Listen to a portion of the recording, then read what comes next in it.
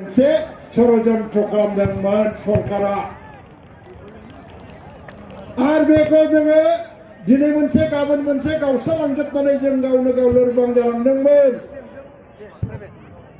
नाथाय बे सोमावसारनायनि बेसेनखौ हमथानांगौनि जोंनाव बिबान थादोंमोन। सोमावसारनायनि मान मर्यादाखौ रैखा खालामनांगौनि जोंहा बिबान थादोंमोन। रायजो राजानि कन्ट्रिबिउसन सेक्रिफाइस बेखौ रैखा खालामनांगौनि जोंहा बिबान थादोंमोन।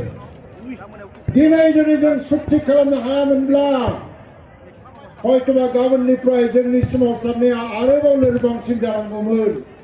जों गसंथानो हानाय नङामोन। 35 बोसोरनि एनडिएफबिनि हाथियार लानानै सोमावसारनायनि बेसेनाबो हयतोबा जों दिनै सुक्ति खालामामोनबा गाबोन समफोरनिफ्राय हयतो थाहैनाय नङामोनबो जानो हागौ। दा बे सम बे थासारिखौ दिनै बुजिनानै गासै बर' दैदेनगिरिफ्रा एसे एनै खम थालांदोंबाबो दिनै गोरोबथा खालामनांसिगौ होननानै थांखियाव सफैनानै मैया सुक्ति खालामनाय जाबाय। आरो बेनि दारै बड'लेण्ड टेरिटरियेल रिजन दानाय जाहैबाय। दिनैनिफ्राय बिटिएडि गैलिया, बिटिआर जाबाय। आरो बे गोरोबथाखौ सोरबा मानियाब्लानो थादों होननाय गैलिया, गासिबो मानिजोबनाय। खारना मा खुगाजों जेखि बुङा खाथायै कलमै नोंथाङा बे सुक्तियाव आंहाबो मदद होदों होननानै मैया सुक्तियाव सहि होबोनाय जाहैबाय। बिटिसिनि गाहाय खुंग्रि हाग्रामा महिलारियाबो आंबो साखि हिसाबै थाबाय होननानै सहि होबाय। आरो बेनि उनाव बेवहाय आं गैया होननानै रावबो बारग'नाय नङा। बिनि थाखाय दुलाराय बर' फरायसा आफादनि दैदेनगिरिफोरखौ खावलायनानै साबायखर बावनांगोन। मानो गावस्रालांजोबनो नागिरनाय हान्जाफोरखौ सान हर खाथिनानै खौसेयै लाखि गासिखौबो जे मोनसे टेबोलाव ज' लाबोनानै सुक्ति होनो हादों, सहि होनो हादों। बे दुलाराय बर' फरायसा आफादखौ जोङो साबायखर बावनांगोन। आरो बेनिफ्राय जों साबायखर बावनांगोन रन्जन दैमारिखौबो। जेलनिफ्राय ओंखारदों, बिथाङा सुक्तियाव मा लिरनाय दङ नायनो मोनाखै। नाथाय दुलाराय बर' फरायसा आफाद आरो जोंखौ फोथायनानै बिथाङा मेगन मेसेबनानै सहि होदों खौसेयाव थांनानै थानांगौ होननानै। सावरायग्रा फेरेंगा बिदाय बाथा गासिबो फैजोब्बाय म्यानमारनिफ्राय, भुटाननिफ्राय, बांलादेशनिफ्राय। बिसोरबो बुंदों दुलाराय बर' फरायसा आफाद आरो जों बर' हारिनि दैदेनगिरिफोरखौ जोङो फोथायो।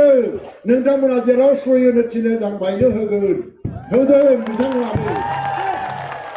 आरो दिनै गबिन्द बसुमतारी एनडिएफबिनि गेजेराव दिनै बेसेबांबा गोलाव सम भारत सरकारजों सावरायनायखौ दैदेनबोबाय थादों होनना बुङोबा गुबुन हान्जाफोरा सुजुग मोनाखिसै। गबिन्द बसुमतारी दैदेननायाव एनडिएफबि प्रग्रेसिभआ बे सावरायनायखौ दैदेनबोबाय थादों। दा दिनै देरहादोंबा बे आफादफोरनिल' देरहानाय जानाय नङा, बे जों गासैनिबो देरहानाय। बे सुक्तिजोंनो मा मोनगोन? बे सुक्तिजों आसामनि बर'फ्रा गावनो नागिरदोंमोन बिटिसिनि बायरा, बिटिसिनि सिंनि होननानै। बिटिसि सिंनि बर'फोरखौ बिटिसिनि बायरानि मानसिफ्रा सोंखारिग्रा जाबायमोन, दुखु मोनग्रा जाबायमोन। गावसोरल' जायो, जोंनो होआ।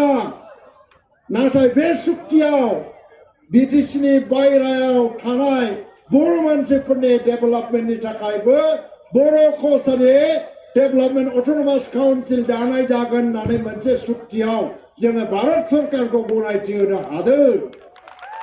आरो बिनि दारै आसामनि बर'फ्रा गावजों गाव गावस्रालायनो नागिरदोंबाबो बे गावस्रालायनाया थाबथाफिननानै जों दिनै खौसे जाफिनबाय। आं मैया बुंदों बिटिसिनि बायरानि मानसिफोरखौबो, नोंसोरो बायरानि बर' सिंनि बर' होननानै साननायखौ बाद होनांगौ। जों एक बर' जाति हिसाबै साननानै जोङो आवगायलांनांगौ होननानै आं खावलायदों।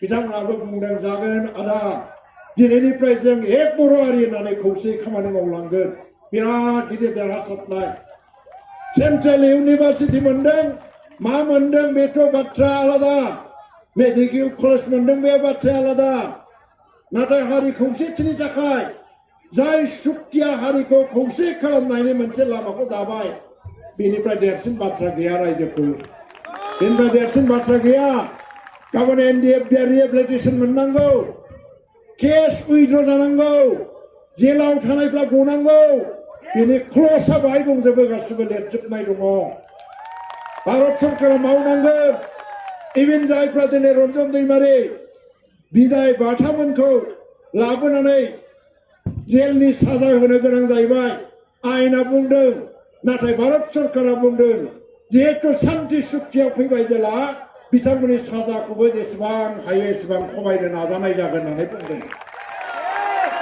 बे सुक्तिया सोरबा सासे मानसिनि थाखायल' जायाखै सोरनिबा मोजां मोननाय गाज्रि मोननायनि थाखायल' जायाखै हारिनि गासैबो थाखोनि मानसिफोर गासैबो आफादनि मानसिफोरनि रैखाथि जौगानाय गाहाम बिथिंखौ नोजोर होनानै खालामनाय जादों दा ओंखायनो रायजो राजाफोर जोंनाव गोनो गोथो जानो नाङा दिनै गाबोन सोरबा बेखौ हेंथा होदोंब्लाबो बेयो दिनै भारत सरकारजों खालामनाय मोनसे सुक्ति आसाम सरकारजों खालामनाय सुक्ति आरो बर'नि सोमावसारग्रा हान्जाफोरजों खालामनाय सुक्ति बेखौ सोरबा मानिया होननानैबो गनाय नङा मानिथारनांगोन आरो बिनि नामावबो सोलायनो बारा गोबाव गैलिया 40टानि जायगायाव 60टा मेम्बार जानोसै पावारफुल जानोसै आरो बेजों जों डेभेलपमेन्टनि खामानि मावनोसै भारत सरकारा लामा बानायनो बिल्डिं बानायनो जोंनो